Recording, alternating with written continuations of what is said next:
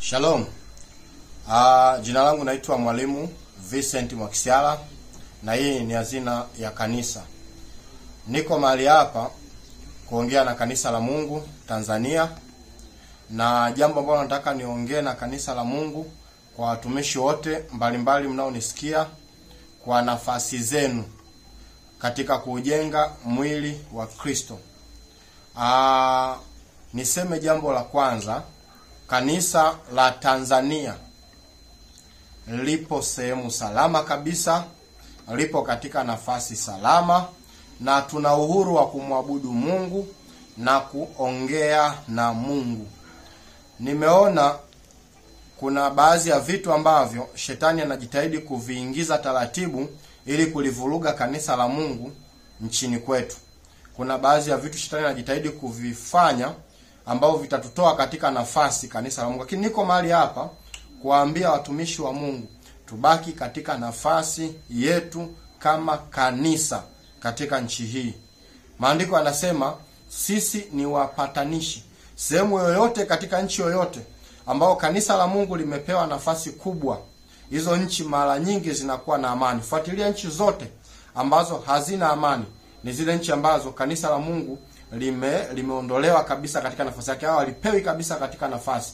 Nchi hizo mara nyingi amani inakuwa ni ndogo sana, kwa sababu halijaipa kanisa nafasi yake.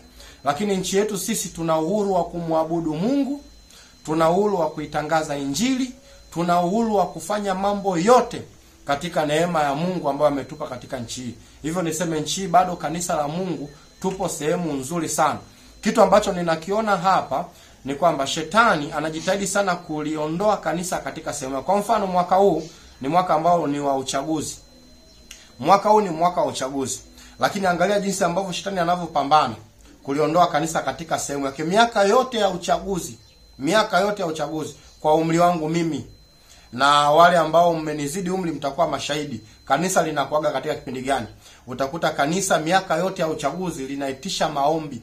Yaani inakuwa ni miaka ya maombi na kuliombea taifa katika kipindi cha uchaguzi. Lakini mwaka huu unaonaje?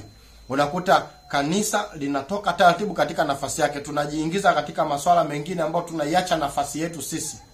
Mwaka huu sehemu ambapo kanisa linatangaza maombi kwa ajili ya uchaguzi ni sehemu chache sana. Lakini unakuta sasa hivi kuna kitu kinatokea, kanisa linaanza kuingia katika harakati. Kanisa linaanza kuingia katika harakati. Sisi watu wa Mungu sio wanaharakati. Kanisa sio wanaharakati. Kanisa ni wanainjili. Kwa hiyo nataka si watu wa Mungu tubaki katika nafasi yetu kama kanisa. Tusiingilie katika masuala mengine. Tubaki katika nafasi kama kanisa la Mungu, kuliombea taifa, kulishauri taifa, lakini pia kuhakikisha amani ya taifa inabaki. Ninajaribu kuona kitu ambacho kinaendelea, mtanisaidia sana au utakuwa shahidi. Kitu kinachoendelea ni kwamba sasa hivi unaweza ukaona kuna kitu ambacho shetani anakipika, anataka kuliingiza kanisa katika mifumo ambayo sijui niitaje, lakini unaweza ukaanza kuona kanisa linataka kutumiwa katika namna ambayo nje ya wito wa kanisa. Yaani kanisa linataka lianze kutumiwa nje ya wito wa kanisa. Hasa nataka niko hapa kuongea kwamba kanisa lisimame katika wito wake, libaki katika njia zake. Na sisi walimu tutasimamia hilo, kulifundisha kwamba kanisa linabaki katika njia yake. Sisi hatuendi na trending za nchi zinavyoenda. Yaani trending ya nchi, trending ya taifa, kitu kinacho trendi taifa na sisi tufanye hicho. Hapana, sisi hatuendi namna hiyo. Sisi tutabaki katika njia yetu. Alafu nataka niwaambieni kitu kimoja, watu wa Mungu, kwamba nguvu kubwa ya kanisa ipo katika magoti. Nguvu kubwa ya kanisa ipo katika magoti. Sawa, katika nchi yetu tumepata heshima. Tumepata heshima ya kushauri serikali, ya kukosoa serikali na vitu kama hivyo. Lakini sisi asili ya nguvu yetu ni kwenye maombi. Sisi kama kuna jambo hatujalizishwa nalo katika uongozaji wa nchi, katika swala lote lile tunaenda kwa Mungu kumwambia Mungu, hili swala sisi hatulijalitaka, tunaomba uingilie kati. Hiyo ndo sehemu yetu kama kanisa, na Mungu anajibu. Isipokuwa sasa hivi watu wengi wamekuwa havivu wa maombi, wachungaji wengi wamekuwa wamepungua katika maombi, na unakuta viongozi wengi wamepungua katika maombi. Hatuamini tena nguvu ya kuomba, lakini tukianza kumwambia Mungu, Mungu tunataka jambo fulani, Mungu anafanya. Nyie mmekuwa mashahidi, mambo mengi yalikuwa yanatokea kipindi cha nyuma. Yalipokuwa yanataka kutokea, ilikopo ni unaona kabisa kuna jambo baya linatokea katika nchi, lakini kanisa likisimama likamuomba Mungu, Mungu analiondoa kabisa, kwa sababu maandiko yanasema ikiwa watu wangu walioitwa kwa jina langu watajinyenyekesha na kutubu na kuomba na kunitafuta uso na kuacha njia zao mbaya, mimi Mungu nitasikia, nitasamee na nitaponya nchi. Hilo ndio wito wetu kanisa. Sisi hapa sio wanaharakati. Umeona, kwa msingi na nguvu ya kanisa ni katika maombi, sio katika kutoa matamko. Sasa hivi naona sasa hivi viongozi wengi sasa wakubwa wa kidini wanaanza kuingia sasa katika mfumo wa kutoa vitisho, kutoa hiki, kutoa matamko, kutoa nini. Hapana, hilo sio fungu letu. Na tutafanya hivyo endapo Roho wa Mungu anatuongoza tufanye hivyo. Yaani kama Roho wa Mungu anakuongoza ufanye hivyo, basi fanya. Ila kama sio Roho wa Mungu, usifanye kwa miemko, wala usifanye kwa sababu kuna watu wanafanya. Wewe tulia, kaa kwenye mstari wa Bwana, sikiliza Mungu anasema nini na wewe. Alafu nataka niwaambieni jambo lingine ambalo jambo ni la muhimu sana. Jambo nataka kuambia ni la muhimu sana. Sisi hapa watu wengi sana ambao wanaingia katika haya mambo au wanaingia katika kutoa matamko, nataka niwaambie jambo la muhimu ni kwamba wengi niliowasikia mimi wanasema, watumishi wa Mungu lazima tuseme, lazima tuongee, lazima tufanye hiki. Kumbuka Elia alifanya hivyo. Kumbuka Elisha.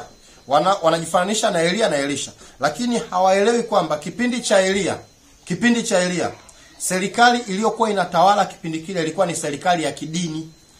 Katika Biblia taifa la Israeli lilikuwa linatawaliwa kidini. Katika mataifa ambayo yanatawaliwa kidini katika maandiko, Israeli ilikuwa ni taifa la kidini na dini ya Kiyahudi. Kwa ilikuwa ni rahisi kwa nabii kwenda kwa mfalme kumwambia kwamba 1, 2, 3 kwa mujibu wa katiba ambayo ni Torati, na mfalme ataelewa kwa sababu ni nchi inayoongozwa kidini.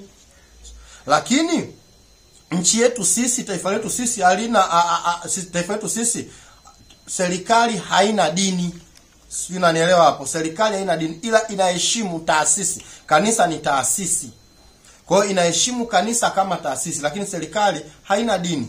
Umenielewa? Sasa tunapokuwa katika nchi na serikali ya namna hii, sisi kama taasisi ya kanisa tufanye nini? Lakini maandiko yanatuongoza vyema kabisa. Unakumbuka kipindi cha Danieli walikuwepo katika serikali ambayo ambayo sio dini yao. Serikali gani? Ya Babeli. Babeli walikuwa ni taifa ambalo haliamini katika dini ya Kiyahudi.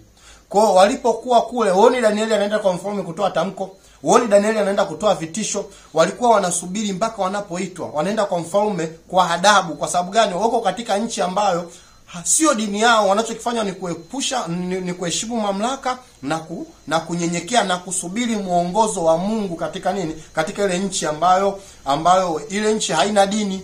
Ile serikali haina dini. Kumbuka kipindi cha kina Esther, walikuwa wanaishi katika nchi ambayo haina dini. Kwa hiyo wanapoenda kwa mfalme ilikuwa kwanza lazima wakae mbele za Bwana wamuombe Mungu. Wanapoenda kwa mfalme sasa tunafanyaje? Umeona? Mordekai angeweza kutoa tamko. Sisi kama watumishi wa Mungu tunasema 1, 2, 3 wangekufa Wayahudi wote kipindi kile. Lakini walitulia wakaenda mbele za Bwana. Sasa hivi tunapokuwepo katika nchi yetu hii, ni nchi ambayo inatuheshimu kanisa kama taasisi, lakini si kwamba nchi hii ni ya kidini. Kwa hiyo tunapokuwa katika nchi kama hii, lazima tukubali kwamba tutulie magotini pa Mungu, tumuombe Mungu kwa ajili ya nchi yetu, tumuombe Mungu kwa ajili ya uongozi wetu, tumuombe Mungu kwa ajili ya serikali yetu. Ndivyo maandiko yanavyotuambia kwamba tuheshimu na kutii. Kama kuna jambo ambalo kilipo kinyume, tunaenda kumuomba Mungu, afu Mungu atatupa maelekezo, na maelekezo ya Mungu yanakuaga ni sahihi kwa wakati wote. Nataka niwaambie tena, kanisa liko sehemu nzuri kabisa. Tuna uhuru wa kuabudu, tunamwabudu Mungu kama vile tunavyotaka kulingana na sheria za nchi. Hivyo usiingie katika mkumbo ambao shetani anataka kutupeleka. Usiingie katika mkumbo ambao shetani anataka kutupeleka. Simama katika neema ya Mungu, simama katika sheria ya Mungu, katika njia ya Mungu, na Mungu atafanya mambo makubwa, mambo mazuri. na mambo ambayo kanisa tunataka yafanyike, atafanyika tu tukitulia mbele za Bwana. Mungu akubariki sana.